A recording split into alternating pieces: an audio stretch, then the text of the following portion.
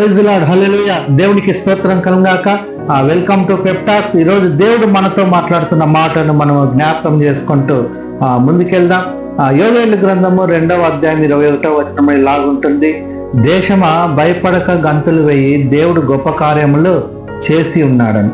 ఈరోజు ఈ మాట వింటున్న నీ జీవితంలో మరి నువ్వు ఎక్కడ కృంగిపోయినావో, ఏ విషయంలో నువ్వు బాధపడుతున్నావో, మరి ఈ మాట వింటున్న నీ జీవితంలో దేవుడు ఇదే వాగ్దానం నీకు ఇస్తున్నాడు. నువ్వు గంతులు వేయి, సంతోషించు, ఆనందించు. ఎందుకంటే దేవుడు నీ కోసం గొప్ప కార్యాలు చేసి ఉన్నాడు. ఆ దేవుడు గొప్ప కార్యాలు చేసే దేవుడు. తన బిడ్డల కోసం, తను ఎవరైతే నమ్మినారో వారందరి కోసం ఆయన గొప్ప కార్యాలు చేసే దేవుడు. అందుకే ఈరోజు దేవుడు ఇస్తున్న వాగ్దానం, నువ్వు భయపడద్దు, గంతులు వేయి. ఎందుకంటే దేవుడు గొప్ప కార్యాలు చేసి ఉన్నాడు. చేస్తాడు కాదు, ఆయన చేసి ఉన్నాడు. కాబట్టి గంతులు వేయి, సంతోషించు. ఆయన గొప్ప కార్యాలు చేసే దేవుడు.